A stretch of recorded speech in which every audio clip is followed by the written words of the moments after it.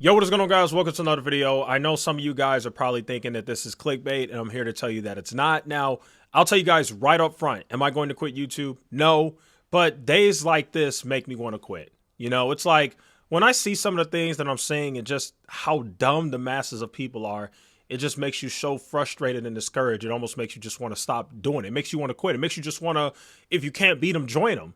Seriously, like it's like maybe I should just stop doing what I'm doing, and instead of exposing what's going on and the foolishness and the greed and the tricks by these YouTubers, maybe I should just join and be a grifter myself. Like seriously, like it's absolutely insane. And so in today's video, I'm just gonna speak from the heart a little bit. This whole situation with Graham Stephan and Andre Jikh is just so discouraging, and I just want to share that with you guys. So I don't know if this video is gonna get views. I don't know if you guys are gonna like this, but whatever. I got to get this off my chest. Thank God I have a platform to do that. So I'm gonna say what I gotta say. Let's get into it. So obviously, we know that Graham gave one of the worst apologies in human history. It's obvious that he consulted with his lawyer. He wrote a script that was very scripted. That apology wasn't genuine. It did not come from the heart. That apology that Graham Stephan gave regarding FTX was more so just damage control. It was just, okay, whatever I could do to get the heat off my back. You know, that whole thing. Like, I think Graham accepted that no matter what he does, some people are going to be upset with him, but it doesn't matter. As long as he can salvage some of his reputation and majority of his following, he could continue running his YouTube business and making money. I think that's all that this was. This was not a sincere apology. It was just it was just a business decision. And I think Graham actually won in that thought, if that's what he was thinking. And that's unfortunate. And how do I think this? And this is where it gets discouraging. Just a day later, he releases a video called "The Fed Just Reset the Market, Recession Canceled." He literally just goes back to business as usual and doesn't even announce. First of all, he never addressed BlockFi, which he sponsored on the Graham Stephan show. He talked about it on the Iced Coffee Hour. He had the link on Millennial Money. He never addressed BlockFi. He never addressed Kevin David, who is a legit scammer that's literally being fined by the SEC right now. And Graham Stephan did a video with that guy, and Graham Stephan went on that guy's channel. He never addressed it. He never addressed BlockFi. And he never explicitly addressed if he's going to donate the FTX money. Now, I know what you guys are going to say. I know. You guys are going to defend him. And some of you guys are going to say, well, he might have all that money in investments and blah, blah, blah.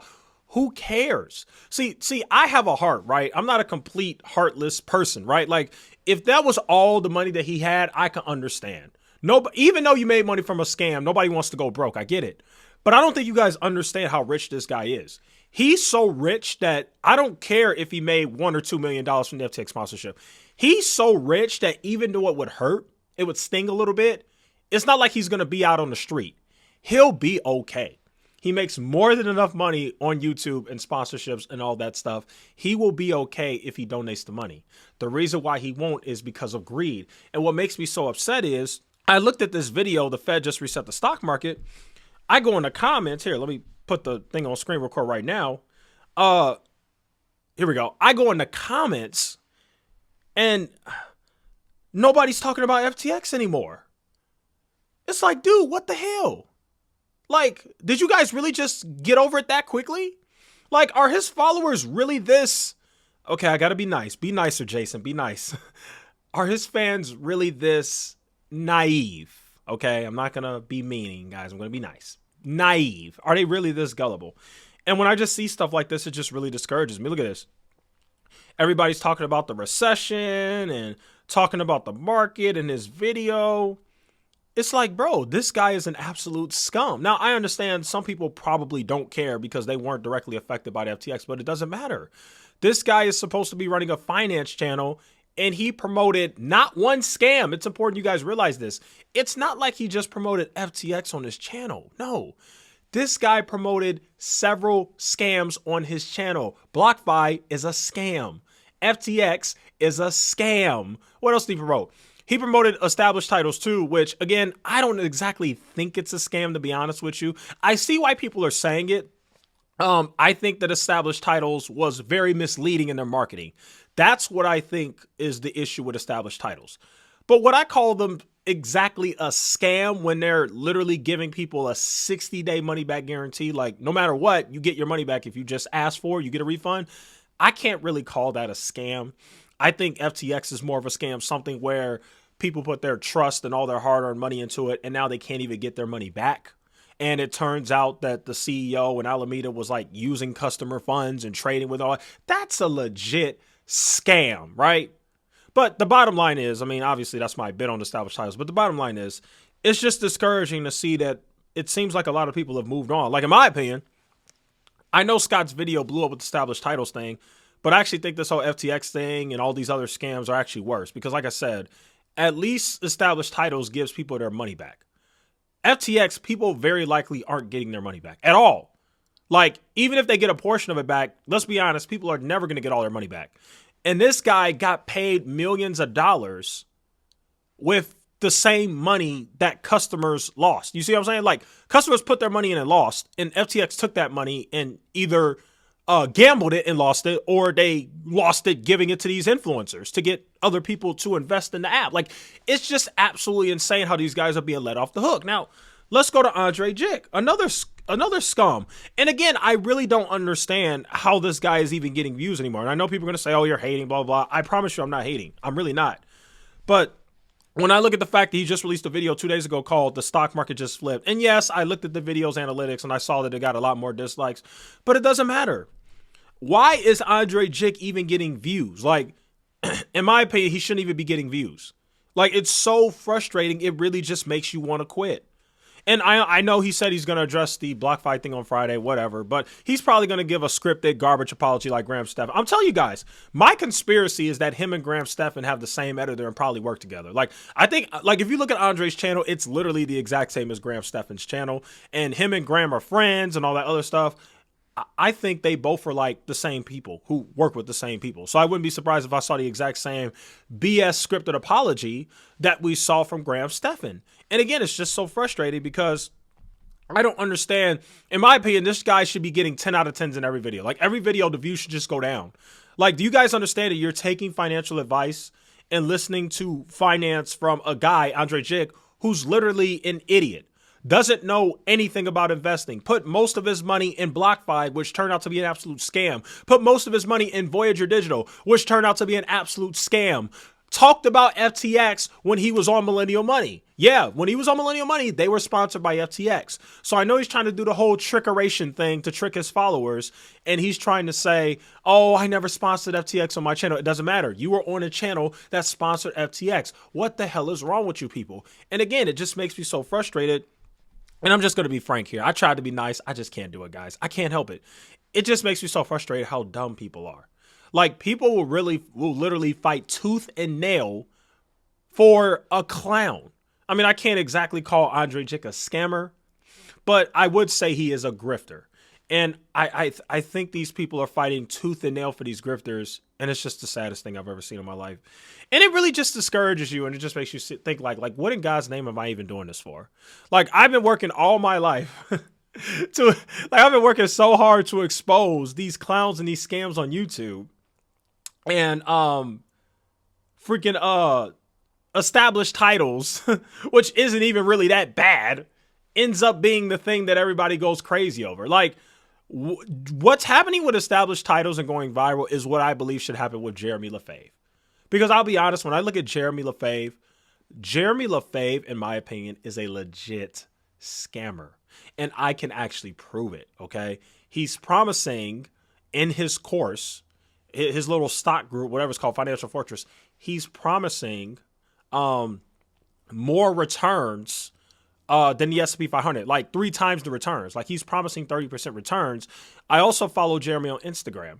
He keeps misleading people with his gains, and what he does is, instead of showing his entire portfolio, he only shows Tesla on his Instagram, and then he follows that up. After he shows that he got a 1,000% return in Tesla, he'll follow that up by saying, yeah, make sure you sign up for my Financial Fortress so you can learn how to make money like me. But when you look at all of his other stocks, like Tattooed Chef, The Honest Company, Corsair Gaming, Smile Direct Club, very good food company, Oatly, all that stuff, all those stocks are down 90%. And we know for a fact that Jeremy has lost more money this year than he has made. But he keeps posting these 2 stocks. He posts Tesla on his Instagram, and then he posts another stock called Elf Beauty, which I guess he's up huge in.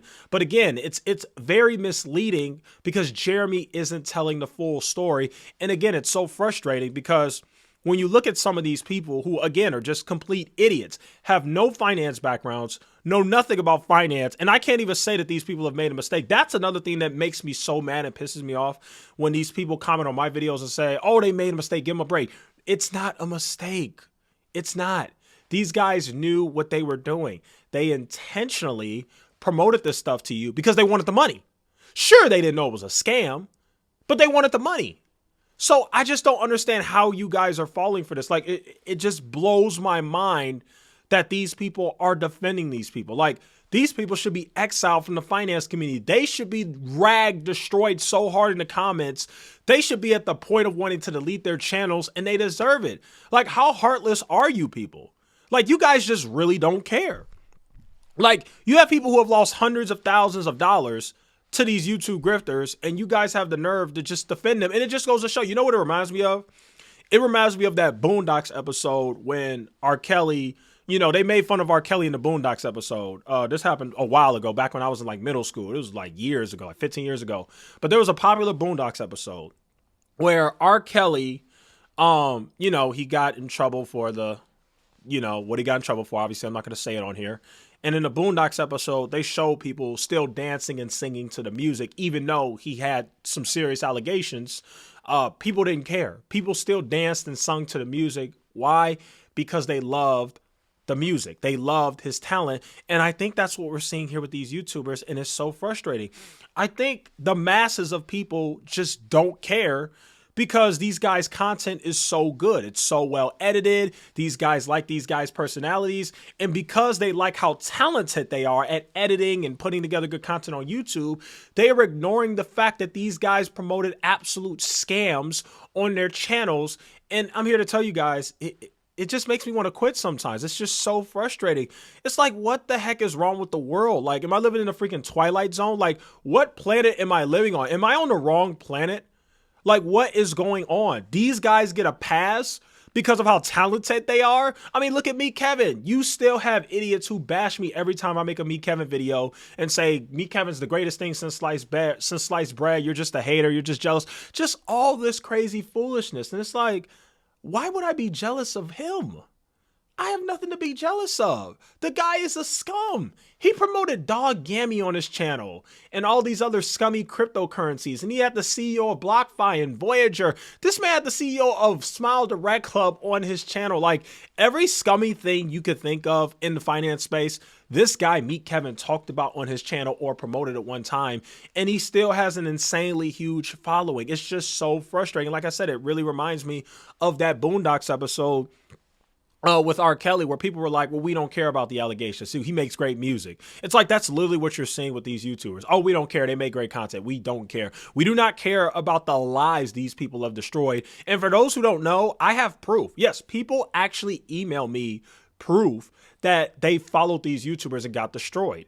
And again, I know you guys are going to say that's their fault, but is it really their fault though? Have you ever looked at Meet Kevin or Jeremy Lefebvre's videos back in 2021 where they kind of, you know, they gave the impression on their channels that if you follow them, you'll become rich. You know what I mean? Like, obviously they were very careful in the legal language. They were. But if you actually read Meet Kevin's course and Jeremy and all that, if you actually really pay attention, they kind of misled a little bit. Like, they gave the intention that if you join their course, you're going to become rich.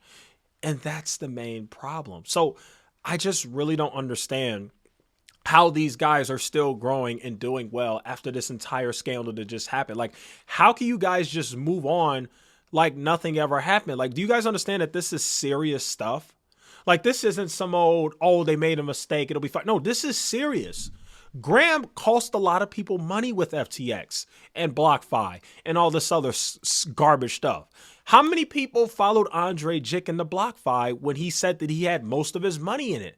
Because it's really easy for somebody who doesn't understand finance to be tricked, because finance is actually pretty complicated. If you didn't go to school and learn this stuff, but you still want to learn about finance and get rich, the only thing you could think of is going to YouTube. Because let's be honest, people my age and younger, I'd say people who are between the ages of 18 to 35, just can't watch CNBC and Gary Black and Ross Gerber and all that. It's boring. It's just freaking boring. Jim Cramer is boring. These guys on YouTube have figured out a way to communicate finance in a very entertaining way. And when you do that, there's a responsibility that comes with it. But here lies the problem now. These finance guys who are entertaining and make great content don't know anything about finance. And so that causes a lot of people to get hurt. And so, okay, I think I'm done ranting. I just had to get this off my chest. So again, I don't even care if this video gets views or not. It probably won't, whatever. The bottom line is, this is how I feel. Sometimes you just have days where you just get discouraged because it's like, man, the masses of people are pretty freaking dumb. Like, I'm sorry. I know it's not nice to say, but if you really think about it, it's kind of true. Like, if you really think about it, guys, I'll even show you proof right here. I'll show you proof. Watch this. Watch this. I'm going to do some shout outs. Watch this. Let's go. Let me show you something. If we go to, let's go to Capital Mindset. Okay. Capital Mindset, okay? Sure, Capital Mindset's content is not as great as Andre, Jikh, and Graham with all the fancy editing and all that stuff, fine. But Capital Mindset is one of the most genius, intelligent, smartest stock market investors I've ever seen in my life. And by the way, this guy is beating the market. This guy, when in a year where the stock market is down like 23, 24%, whatever, this guy is up like, I don't know, 10% or more than that. Like, he's beating the market. He has a positive return. Like, why don't guys like him have a much bigger following? Like, this is just so frustrating. And then let me show you another one. This is one of my favorite channels as well, the Investor Channel.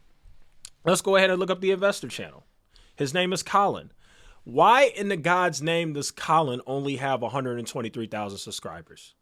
Colin is incredible. He goes over the balance sheets of companies and the financial statements in every single video. Why is it that the best investors on YouTube have such small followings? Let me go to another one. I like this guy too. Unrivaled Investing. Daniel with Unrivaled Investing. Why does Daniel with Unrivaled Investing only have 70K subscribers? He does a great job going over investing in valuations and looking at stocks. So now let's go back to the clowns. Look at this clown. Why does this guy have 1.85 million subscribers? See, this is the stuff that just makes me discouraged. It just makes me lose hope. Like, me, Kevin, doesn't know anything. He's down massively on Tesla.